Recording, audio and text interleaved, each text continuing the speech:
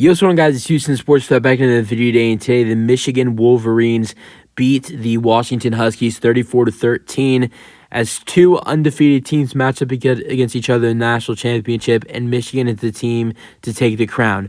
Michigan's first national championship win since 1997, and they get the job done in Houston. I live in Houston, so it was so cool for our city to be able to host this game. I didn't go to the game, but I did go to the fan experience thing yesterday, and that was really fun. And even went to the little concert thing at Dynamo Stadium, which is Houston Dynamo soccer team for Houston. And there was a concert which was really cool, and went to that as well. But didn't go to the game, although I did watch with a couple friends tonight. And this was a dominant performance in Michigan. This was not as bad as last year. What was it last year? 68-3 with Georgia TCU. This was not that much of an entertaining game. It wasn't that bad going into the fourth quarter. The first three quarters, I would say, it was entertaining, sure, but just it wasn't a lot of offense, and Washington wasn't moving. I feel like either Michigan was moving the ball. They were running the ball really well. I mean, their run game was explosive in this game. Blake Corum had 134 rushing yards, while Donovan Edwards had 104 rushing yards. They both combined for 4 touchdowns. So those two kids were heading into the draft this year, and I think both kids will be studs in the league.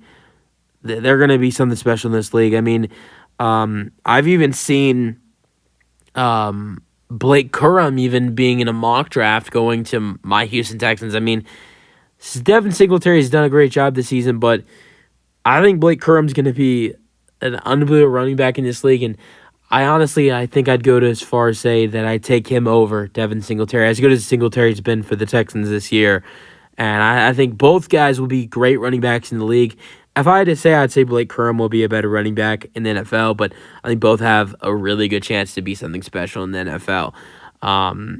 But yeah, Michigan wins this game 34-13, win their first national championship since 1997. I think the big question after this national championship win is, now does Jim Harbaugh leave? Does he? Sure, he finally brought a national championship to Michigan like he wanted to do. They've made it to the college football playoffs so many times and not been able to get that done. But he's finally done that. And he has so much NFL interest. Does he leave college football to go to the NFL? I think it's going to be a big question. There's so many teams that are interested in him. The Chargers are interested. I think there's going to be a couple other teams that are going to be interested. I think there's also there's NFL season just ended yesterday, so there are going to be some teams that may let go of head coaches that we haven't seen yet. So, but I think the number one destination right now for Harbaugh, if he leaves for the NFL, is the Los Angeles Chargers. For him to go coach a quarterback like Justin Herbert, I mean, I think it'd depend on money for him, and especially with just after winning a national championship. But great performance by Michigan. And for Washington, I know Penix didn't look the greatest, which might hurt his draft stock just a little bit. I mean, he did throw 255 pass yards, threw 1 passing touchdown, but threw 2 interceptions and threw 27 for 51. But he was going up against the best defense in the nation. So we look at that. I mean, I know he wasn't good at all, but going up against the best defense, I feel like he deserves some slack right there. And I think he'll still be a first-round pick. I think that's no question. Last mock draft I saw had him going to 8 to the number Falcon, going to 8 with the Falcons, and I could see that, but a part of me kind of feels like maybe the Broncos can make a play. The Broncos are at 12. I don't know if I see Penix falling all the way down to 12, but I could see the Broncos maybe trading up to 9 where the Bears are, if the Bears are willing to trade down since they have the number 1 overall pick. So I was thinking maybe the Broncos might trade up for Michael Penix Jr. and draft him at 9, but I don't know if his draft stock's going to hurt after this performance at all. Did throw 2 interceptions, did throw 27 for 51, threw 255 pass yards and 1 passing touchdown, but was going up against the best defense in the nation. All right, let's go to the scoring summary. So first quarter, you have Three scores, and starts off with a Donovan Edwards 41-yard touchdown run for Michigan. It's 7-0. Then Grady Grouse with a 25-yard field goal at 7-3. Donovan Edwards then makes a 46-yard field goal. Donovan Edwards then has a 46-yard touchdown run. So two 40-plus yard touchdown runs for Donovan Edwards, and it's 14-3. Then in the second quarter, Michigan knocks in a field goal. James Turner from 31 yards, and it's 17-3. Then right before halftime with 42 seconds remaining, Michael Penix Jr. throws a 3-yard touchdown pass at Jalen McMillan. It's 17-10. And that's where kind of Washington had some momentum. Got a stop against Michigan's offense, who was red hot their last three drives.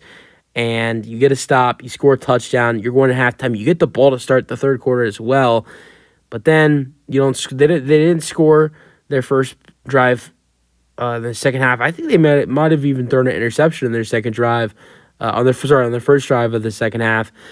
James Turner, with 11 minutes and 55 seconds remaining in the third quarter for Michigan, makes a 38-yard field goal. It's 20-10. But then Grady Grouse makes a 45-yard field goal for Washington, and it's 20-13. So now it's only a 7-point game going into the fourth quarter. But until two touchdown runs for Blake Corum in the fourth quarter makes the lead 21. You have a 12-yard touchdown run with 7 minutes and 9 seconds remaining. It's 27-13 after that. Then with a 1-yard touchdown run for Blake Corum, and it's 34-13. All right, game leaders for Washington: Michael Penix Jr., 27 for 51, 255 passing yards, 1 passing touchdown, 2 interceptions. J.J. McCarthy, 10 for 18, 140 passing yards. Rushing yards, Dylan Johnson, 11 carries for 33 rushing yards for Washington, while Blake Corum had 21 carries for 134 rushing yards and 2 touchdowns.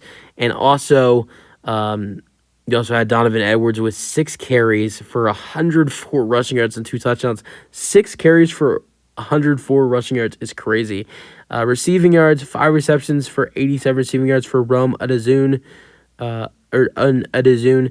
And then for receiving yards for Michigan, their tight end Colston Loveland led them in receiving yards with 3 receptions for 64 receiving yards. Michigan wins the 2024 national championship, and there's this, for both teams, there's big questions going into, now. I mean, Jim Harbaugh, does he stay or does he leave and go back to the NFL where he coached with the 49ers? Obviously, he's not going to go back to the 49ers, but he was in the NFL with the 49ers. Then he went to Michigan. Does he go back to the NFL? Also, Michael Penix, is his draft stock hurt after this loss? You have so many players going to the draft for Michigan. J.J. McCarthy, both running backs, Corum and Donovan Edwards. Both teams have a lot of players going into the 2024 NFL draft. So I think the way both teams will look next season will be interesting.